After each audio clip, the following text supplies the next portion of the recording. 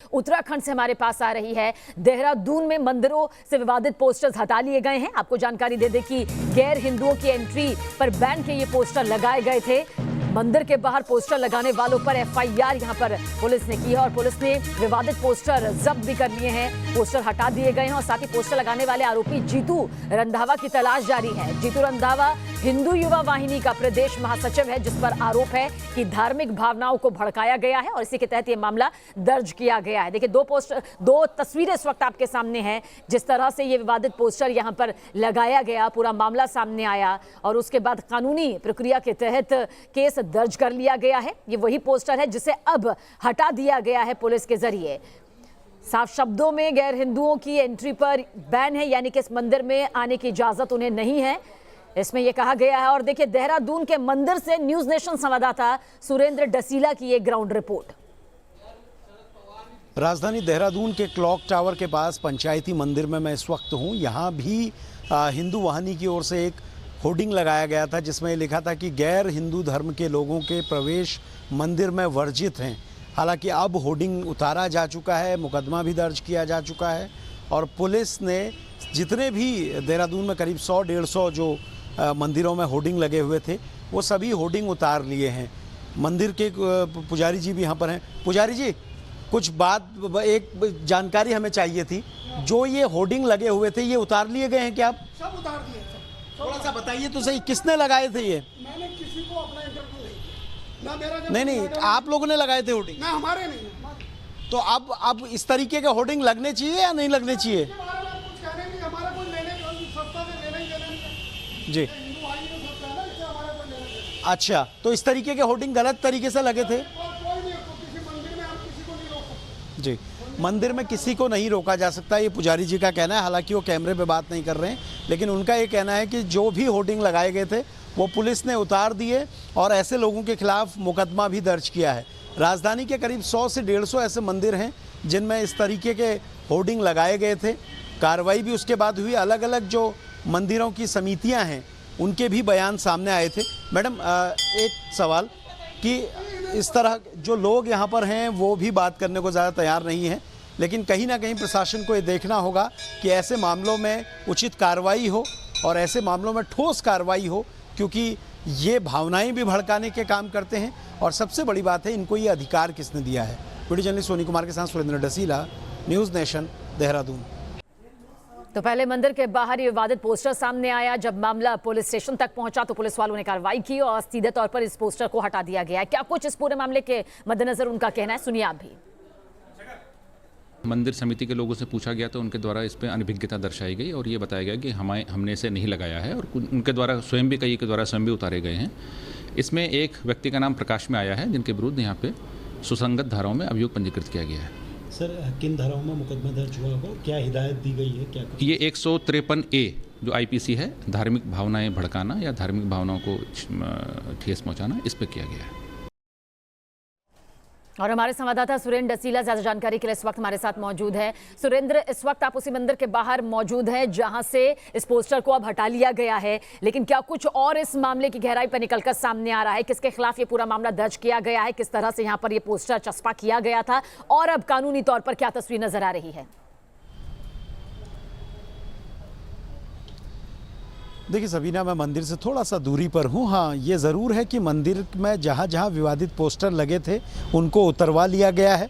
SSP का कहना है कि ऐसे अगर मामलों में धार्मिक भावनाएं भड़काने की कोशिश की जाती है तो उन पर कार्रवाई होगी। लेकिन श्रद्धालुओं की राय इसमें बटी हुई है। कुछ श्रद्धालुओं से हमारी बात हुई तो उनका ये कहना है कि वो पोस्टर को गलत नहीं मानते हैं, क्योंकि जो गैर हिंदू धर्म के लोग हैं उनको ये देखना होगा कि उनकी भावना क्या है, वो किस भावना से मंदिर में प्रवेश करते हैं। उनकी भावना अगर सही है तो मंदिर में उनका प्रवेश भी किसी तरीके से वर्जित नहीं हो सकता। लेकिन अगर उनकी भावनाएं ठीक नहीं है, जिस तरह की घटनाएं सामने आ रही हैं, इसको भी लेकर एक पक्ष श्रद्धालुओं का इस बात को भी रखता है। हालांकि जो मंदिरों की जो मंदिर समितियां हैं उनका ये कहना है कि उनकी सहमति इन पोस्टर्स को लेकर नहीं ली गई है और ना उनको किसी तरह की जानकारी है, क्योंकि सड़क के किनारे मंदिरों में पोस्टर्स लगाए गए हैं, तो इसलिए उन लोगों ने इसका विरोध भी जताया है, जिसके बाद पुलिस ने मुकदमा दर्ज किया और कई जगह से पोस्टर्स निकाल दिए। लेकिन हिंदू वाहिनी के जो कार्यकर्ता हैं जिनसे हमारी बात हुई है, उन सब का ये कहना है कि वो कहीं ना कहीं ये चाहते हैं कि लोग आकर मंदिरों में उत्पात ना करें, इसलिए ये पोस्टर्स लगाए गए हैं। और वो ये भी कह रहे हैं कि हम इस तरह के पोस्टर्स और भी लगाएंगे। ये सिर्फ राजधानी नहीं बल्कि पूरे उत्तराखंड के 150 मंदिर हैं जिनमें उन्होंने ये लगाने के दावे किए हैं। सबीना। बिल्कुल सुरेंद्र, क्योंकि इस पूरे मामले को कितनी गंभीरता से लिया जाना जरूरी है, खासतौर से पुलिस प्रशासन की तरफ से। धर्म आस्था से जुड़ा हुआ एक बेहद संवेदनशील मुद्दा है जो कि लोगों की भावनाओं से जुड़ा हुआ है, आत्मा से जुड़ा हुआ है। ऐसे में किसी की एंट्री, किसी धर्म विशेष की एंट्री को बैन कर देना अपने आप में धार्मिक भावनाओं को कहीं भड़काता हुआ नजर आता है। इसलिए कितना जरूरी हो जाता है कि और गंभीरता से पुलिस प्रशासन सिस्टम इस मामले को ले, और क्या वो गंभीरता नजर आ रही है?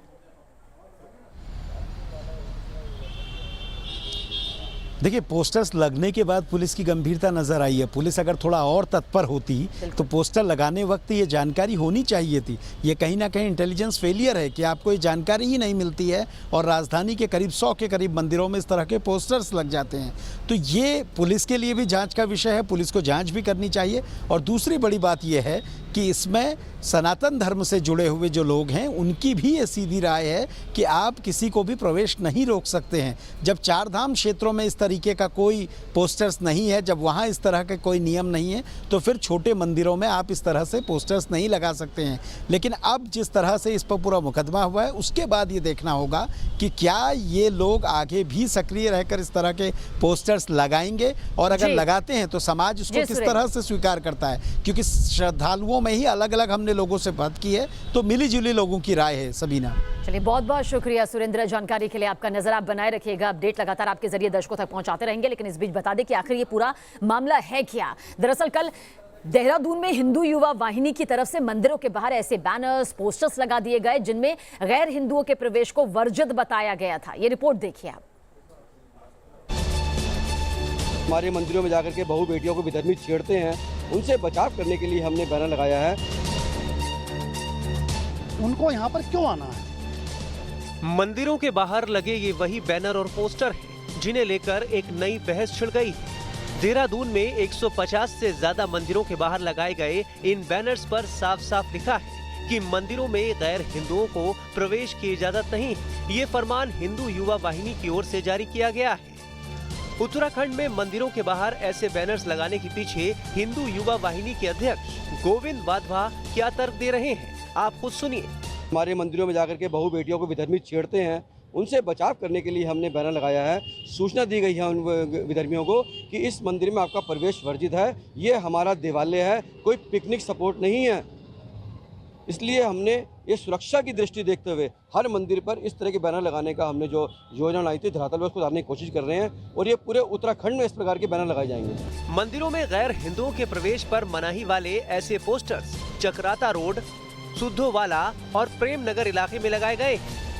हालांकि पुलिस को जैसे ही इस बारे में सूचना मिली, मंदिरों के बाहर से ये बैनर और पोस्टर्स तुरंत हटा लिए गए। हिंदू युवा वाहिनी ने पूरे उत्तराखंड के मंदिरों में ऐसे पोस्टर लगाने की बात कही है।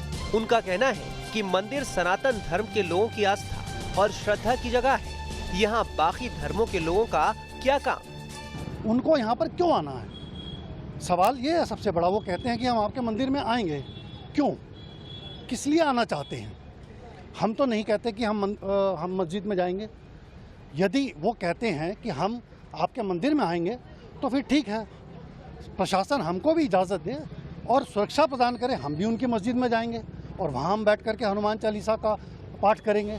वहीं इन बैनर पोस्टर्स को लेकर सियासत भी शुरू हो गई है। कांग्रेस ने इन पोस्टरों को सीधे सरकार की सोची समझी रणनीति करार दिया है। वहीं इस पूरे मामले पर विवाद बढ़ता देख पुलिस ने धार्मिक भावनाएं भड़काने के आरोप में हिंदू युवा वाहिनी के प्रदेश महासचिव के खिलाफ मुकदमा दर्ज किया है। Team news nation.